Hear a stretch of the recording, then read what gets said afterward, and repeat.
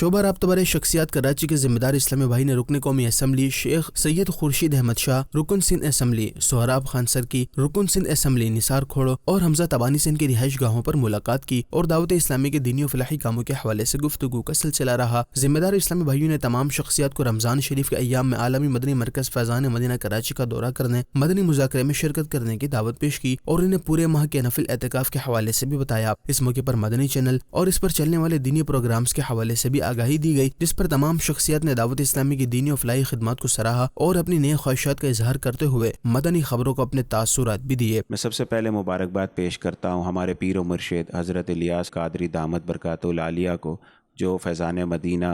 جو انہوں نے ہمیں درسگاہ دی ہے جہاں سے دین کا سلسلہ چلتا جائے، اور یہ یقیناً ہمارے پیر و مرشد کا ہی نظر ہے اور ان کا ہی کرم ہے۔ اللہ تعالیٰ ان کو دراز عمر بالخیر عطا فرمائے اور ان کا سایہ ہم پہ تا دیر قائم فرمائے۔ انگلش میں بھی ہے، اردو میں بھی ہے، بنگلہ میں بھی ہے۔ ماشاءاللہ اس چینل کے تھرو اسلامک نالج جو ہمارے آج کے بچوں کے پاس بڑی کم ہے، اس میں بہت اہم رول ادا کر رہا ہے۔ اور دعوت اسلامی میں جہاں تک سمجھا ہوں، اللہ کی راہ پہ آنے کے لیے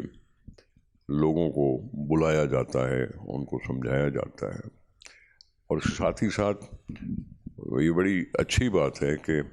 انہوں نے مدنی چینل بھی کھولا ہے، نہ صرف ایک زبان میں، 3 زبانوں میں چلتا ہے۔ امیر اہل سنت نے جو کردار ادا کیا ہے مساجد کے حوالے سے، مدارس کے حوالے سے، اور جو مدنی چینل 3 زبانوں میں اردو،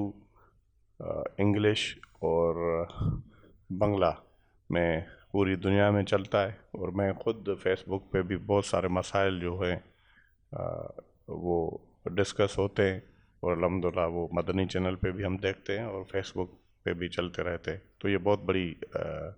خدمت ہے۔ دوسری جانب شعبہ رابطہ برائے شخصیات کراچی کے ذمہ داران نے رکن سندھ اسمبلی سعید غنی سے بھی ان کی رہائش گاہ پر ملاقات کی اور دعوت اسلامی کے دینی و فلاحی کاموں کے حوالے سے گفتگو کرتے ہوئے عالمی مدنی مرکز فیضان مدینہ کراچی کا دورہ کرنے کی دعوت بھی پیش کی۔